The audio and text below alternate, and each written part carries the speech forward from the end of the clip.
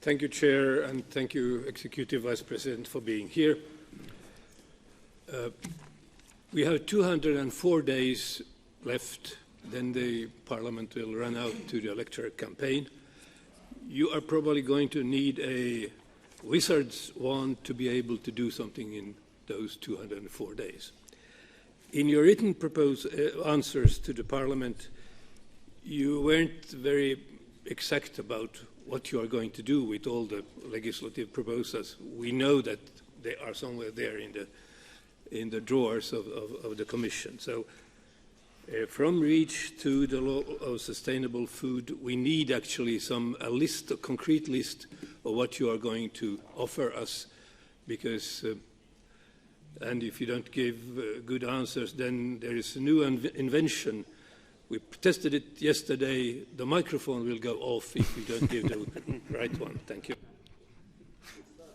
Thank you very much. So far it works good, so it works well. So I believe the exchange and positive atmospherics are in the room. No, but I will be, Mr. Torvalds, as concrete as I can be. So I know that I have to be telegraphic here.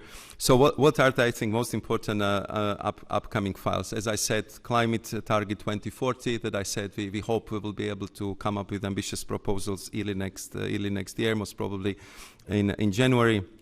We are working on forest monitoring, which I know is very sensitive, especially for Nordic countries, but I think that we are progressing very well there. Then, of course, under the zero pollution headline, there I think that we already demonstrated that we can use even existing REACH legislation by adopting the restriction on the microplastics which are intentionally added to the product. So we are talking about detergent, toothpaste, this abrasive material which is put into this product. So it's restricted, and we did it this week.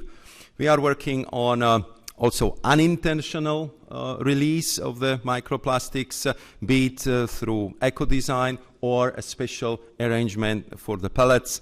If it comes to the energy, I cannot list all of them, but I would say the most visible one, which are coming very, very soon to your table, would be European wind power package to address the situation in the wind industry, and also carbon capture and storage strategy, which is very important. Also to the question that Mr. Shaheen was asking, how to get the industry on board and how to suppress the CO2 emissions from power generation further than where we are right now. Then we have clear tasks in the field of transports. I know that, especially in Transport Committee, there is huge enthusiasm on EU declaration on cycling, and I know because cycling is very popular with the people, passenger rights, digital mobility package, combined transport, and of course, initiative for the water resilience.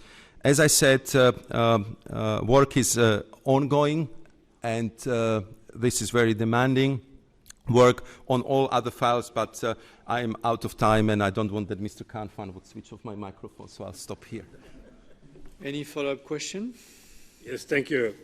You actually mentioned the water resilience, and my colleague, you have some water here, I don't have, so we're going to need some clear answers on how you are going to address this, and so far we haven't seen in which way this is going to work. Thank you.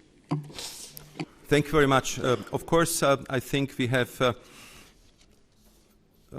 I would address the answer to you, but also to Mr. Lins, because we've been already discussing how to address this issue. If you look at this summer, I was quite shocked by the numbers I have seen coming from Greece, that because of the fire and floods, you can lose 20% of your agriculture production, that you can lose more than 5,000 farms crops from Italy because of be it a drought or floodwaters. The same situation in Spain. So therefore, we simply need to work together with member states, with our farming and forest management community to make sure that we will preserve the water in the system, we will keep it there, and that we use it very, very, very wisely. And this would be, I would say, the topic which we want to cover by the water resilience, because it could be one of the major challenges in the future. Thank you, Mr. Chair. Thank you very much. We move